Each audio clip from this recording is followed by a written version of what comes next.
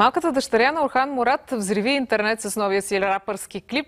Парчето на Сузи мечта и даде заявка за хит в родните класации и завладя социалните медии. Младата певица явно е наследила таланта от баща си и се справя добре както с рапирането, така и с поведението пред камера, казват специалисти. Повече за всичко това ще разберем от известния баща Орхан Мурад и от самата нея. При тях беше Олга Даскалова. Здравейте! Заедно сме с певецът Орхан Мурад и дъщеря му Сузи. Първият ни въпрос към певецът Орхан Мурад е как се чувствате от факта, че дъщеря ви пее рап? Добро утро, България! Чувствам се великолепно. Той рапа, доколкото се пее, е добре, нали? Приема се добре от младите хора. В рапа е по-важно какво се казва. В нашия случай, нашата песничката на Биско, Сузи и Деница е много позитивна, много добре се прие от аудиторията, което естествено, че ме прави щастлив. Интересното в дадения случай, че поп-фолка спонсорира хип-хопа, нали? Се получи една добра коалиция, могат политиците да се получат от нас, например.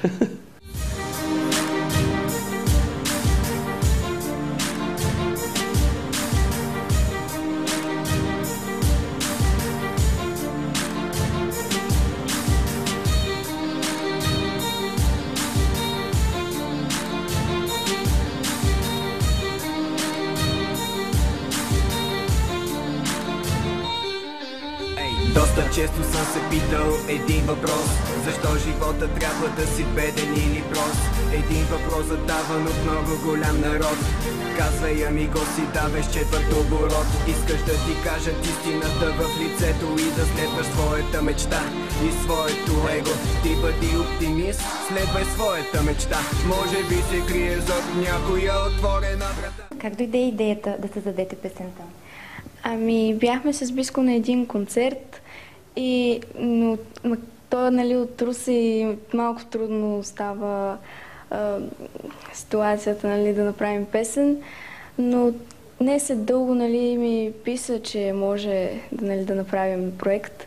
Аз съгласих, след това той предложи, нали, Деница да вкараме, нали, в песента и общо взето всичко стана доста бързо и се получи много хубаво. А от колко време пееш рап? Да. Ами, аз от доста малка харесвам рапа и доста малка, около 6 годинки, 7. А защо предпочете рапа? Ами, защото в днешно време се слуша повече, отколкото някакъв друг стил. Искаш ли да вляза в крака, пак не съм букву. Спъни мечтите си. Мечтата се крие в очите ти. Благодарим, нали, на всички, които участваха. Събра доста гледания в интернет. И около 20 000 станаха, и то за доста малко време. И така. А твоите съученици радват ли ти се? Слушат ли песента? Да, те половината училище постоянно, нали, идват при мен и ме поздравяват. Как не ставаш, не стават тези, които се отказват, а отказалите от упреките смазват, понеже така от себе си се предпазват. Мразят и гледалото, че с него се наказват, а смелите войники се доказват, падат, лазят, но борбен дух показват. Погубените и отричайки неподготвени се изказват. Ние ги подкрепваме, а те не мразят. А вие с какво се занимавате в момента? Ако имаш предвид дали правя нови песни, аз рядко правя нови песни.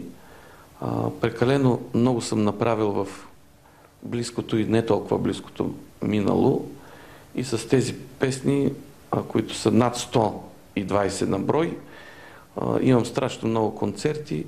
И с любовта душата ми отнесе, разказваш с пръсти приказка без край. Ти там си моята слънчева принцеса и връщаш ми изгубения рай. До днес сънувах само, че те има. Сега Сега не искам нито миг да спя. Очаквайте новите песни и хитове на Орхан Мурад и Сузи. Това е за сега от нас от Пловдив. Колеги, Така, видяхте извода и поп-фолка започна да спонсорира хип-хопа.